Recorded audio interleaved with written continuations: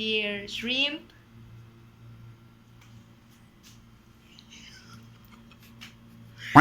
baby corn, cabbage, carrots, beans, bell pepper, quail egg, broccoli, sayote, and of course the onion and garlic. And for our seasonings, we have here magic syrup, salt, and pepper. And we're gonna use also portion of flour. Mga kabugoy, using shrimp para sa panggisa is optional. You can use chicken gizzard and chicken liver or chicken. It's up to you.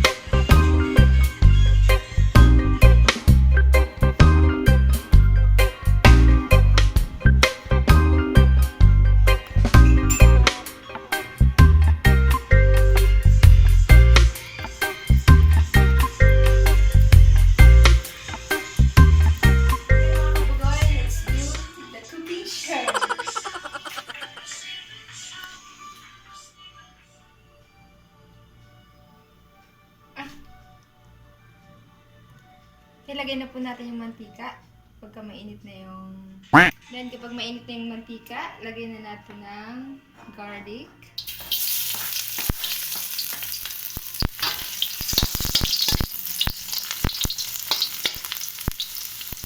Onion.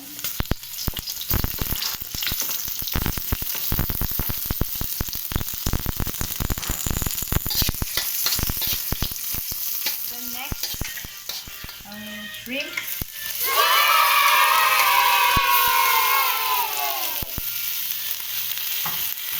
Or kung ano man ang gagamitin yung panggisa.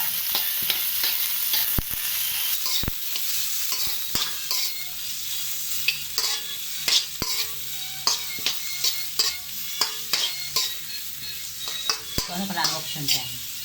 Sabi ko na kanina. Ano ba? Added. Ay, hindi karaniwan kasi nilalagay nila. Chicken liver or sa chicken gizzard. Kasi malasa yun. Dito kasi sa Saudi, mga ganung pagkain, frozen. Kaya hindi ako masyadong gumagamit. Okay lang kung nasa Pilipinas. Kasi sa Pilipinas, fresh yung mabibili mo ngayon. Diba mga kabugoy? Okay, next po natin na ilalagay, igigisa is yung sayote.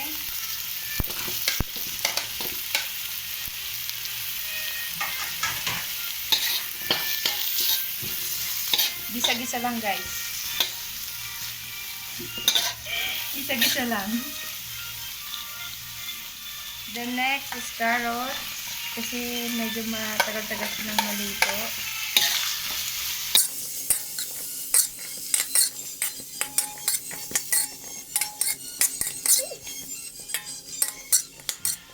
So, mga kabugoy, let it simmer for about 2 to 3 minutes bago natin ilagay yung mga susunod pa na gulay. Next, mga kabugoy, ilagay na natin ang beans.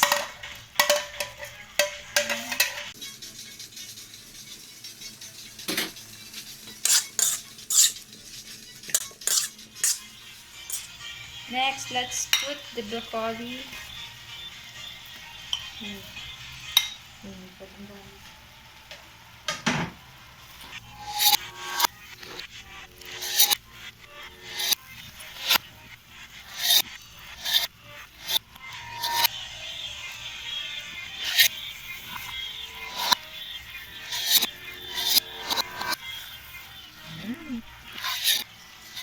Next, let's put the bell pepper. Ayan. Yan, saka natin lalagyan ng seasonings. Wow! Mga kabugay, huwag niyong masyadong overcook yung mga gulay para masarap. Lalagyan natin siya, mga kabugay, ng not much water. Enough lang para maluto ng ating mga gulay. Yan. Then, let's put some salt, pepper,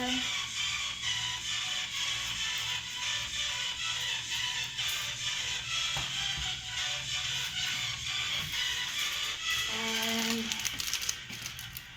magic syrup. Pero hindi ganun kadami.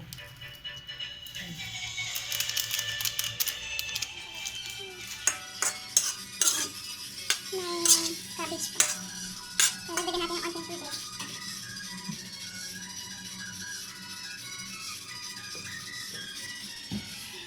Then mga kabugay, lalagyan po namin ng konting toyo para magkaroon ng buhay yung ating gulay.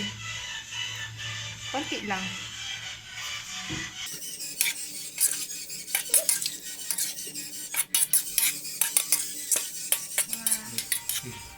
Okay mga kabugay, takpan natin ng mga ilang minuto. 1 to 2 to 3 minutes. A few minutes later. Let's put the baby corn.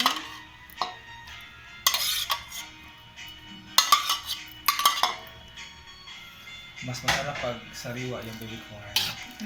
Wala kasing So, sariwa. dito walang sariwa. So, Meron naman kasi sa mga mall. O madalang kang makakita.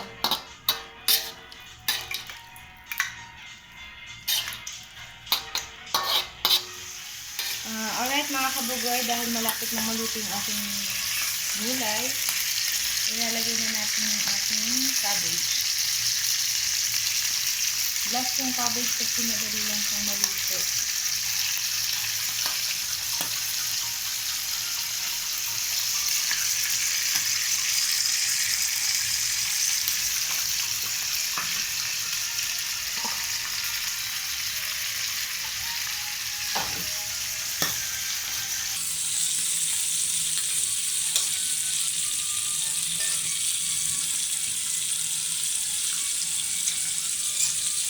Huwag na mabuti ang mga gulay.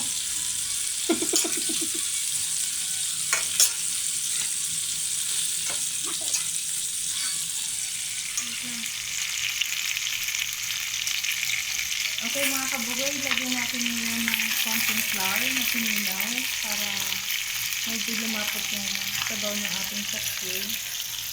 Konti lang mga kabugoy. Baka sobrahan sa lapot. Then, pakuluan na natin sa isang minuto bago natin ilagay yung fried eggs. And then, Now for the final round, let's put the boiled eggs. Mga kabugoy, yung boiled egg, optional lang yun. Kung gusto nyo lagyan, lagyan nyo. Kung hindi naman, pwede rin.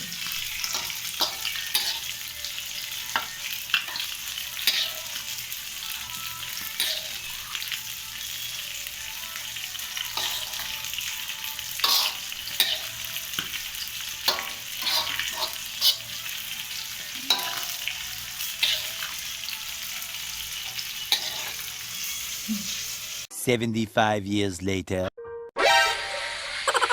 Now, mga kabugoy, we're done. And now, it's ready to serve. Our chopsuey recipe.